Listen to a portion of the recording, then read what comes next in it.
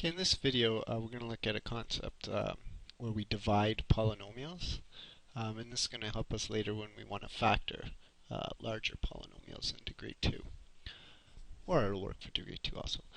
So what I want you to do is recall long division of integers. So for example, if you were asked to divide 123 divided by 7.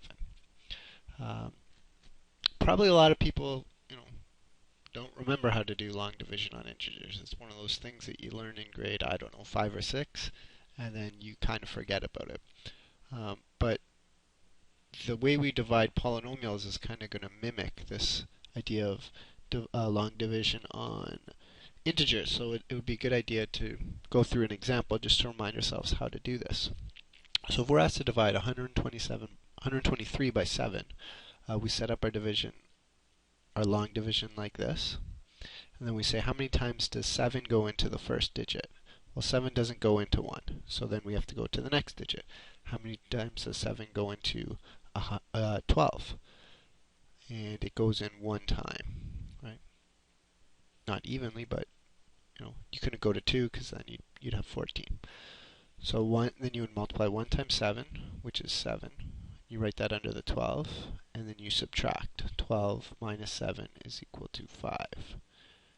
Then you bring down the next digit, 3, and you say, how many times does 7 go into 53? And the answer would be 7 times, because 7 times 7 is 49. Couldn't go in any more times. And then you subtract here. And your answer would be 4. Okay, and then there's no more numbers to bring down. You might remember there's a method where you can add decimals in order to get a decimal approximation of this answer, but we're going to leave it as the remainder here.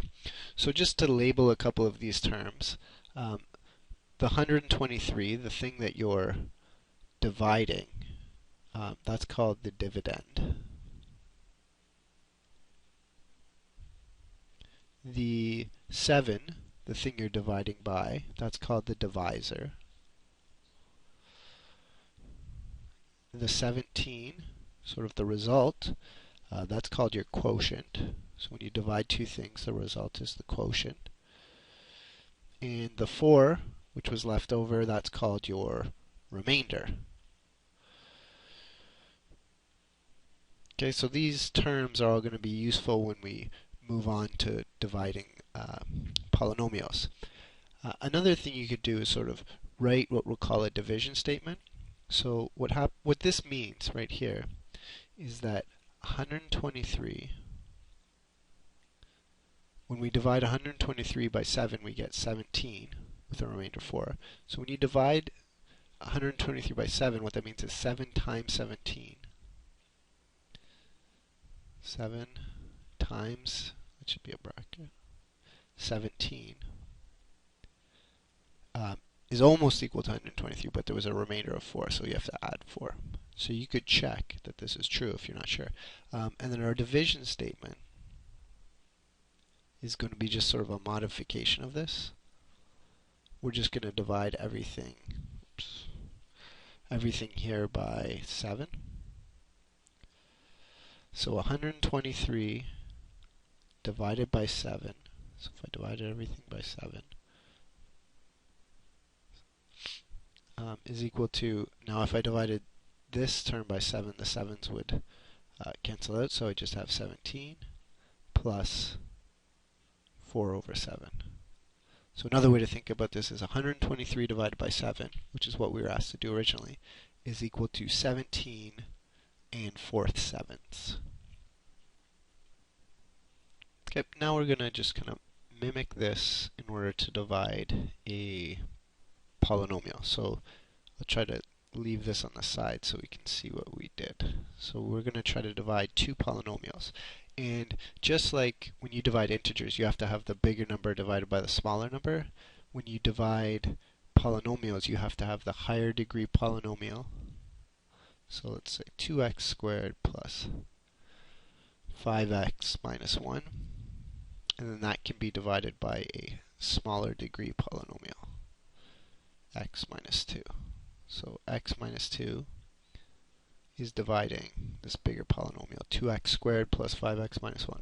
So we're going to set up our division the same way. So we'll have x minus 2, and that's going to divide 2x squared plus 5x minus 1. Okay, now what's going to happen is notice this is a 3-term polynomial. That's going to be sort of like a 3-digit number. So each term acts like a digit in the numbers. So this is sort of a 2-digit number. So we're dividing a 3-term polynomial by a 2-term polynomial, which is kind of like dividing a 3-digit number by a 2-digit number. So you're going to look at the first digit. X goes into 2x squared how many times? And the answer would be, like, what would you have to multiply x by to get 2x squared? And the answer is 2x. Right? 2x times x squared gives you 2x squared. Now, 2x is going to go in the x columns, which would be this column above the 5x. So you put 2x here. So notice the x's line up. So 2x times x is 2x squared. And then you multiply 2x by minus 2, which is negative 2x. So that's the same way we got the 7 here. So now you're going to subtract these polynomials. So we'll subtract. So 2x squared minus 2x squared, that's 0, so there's no x squared term. 5x minus negative 4x. So minus negative 4x, it's like you're adding 4x. So 5x sort of plus 4x would be 9x. And now you're going to bring down the next term, which would be minus 1. So now you're going to say, how many times is this first term? Or what do I have to multiply this term by to get this term here? And the answer would be a 9, right? Plus 9 times x is 9x. So now you're going to multiply. 9 times x is 9x. 9 times negative 2 is negative 18. And now we're going to subtract. So 9x minus 9x, 0, so nothing here. Minus 1 minus negative 18 is positive 19. Okay, so same thing we had over here. This was your divisor. This is your quotient. Oops. This is your dividend. And this 19 here is your remainder. If we wanted to write a division statement, well, we could write sort of that first statement that what this means is that 2x squared plus 5x minus 1 is equal to this times this. So x minus 2 times 2x plus 9 plus the remainder of 19. Okay, so that's sort of a division statement right here. And if you're not sure if that's true, like you can't see why it is, it's the same reason that it was true for integers, but if you don't believe it, just expand this. I'm not going to do it, but if you expanded and collected like terms on this one, you're going to see that you get exactly this right here.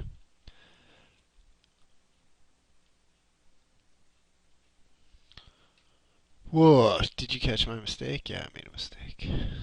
This 19 is not 19. I can't subtract. Negative 1 subtract negative 18 is 17. Positive 17. So that should be a 17. If you're saying, why did I just notice now? It's because I actually tried to expand it and I noticed it didn't work. But now it does. If you expand this, now you'll get this. So that's better. So this is sort of like a division statement, although we'll often rewrite the division statement. Divide both sides by x minus 2. Remember, this thing on the left, that's what you're actually doing, right? You were asked to divide this by this, which is this. So we could rewrite this. These would cancel here for this one. So you have 2x plus 9 plus 17 over x minus 2 is equal to this thing here.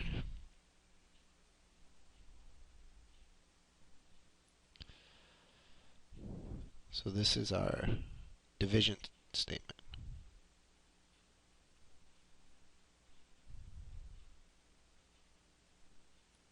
So these division statements are going to be useful later on.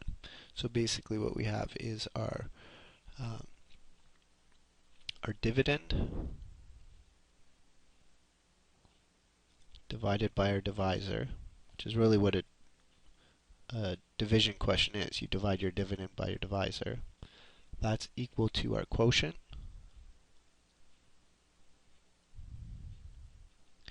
plus our remainder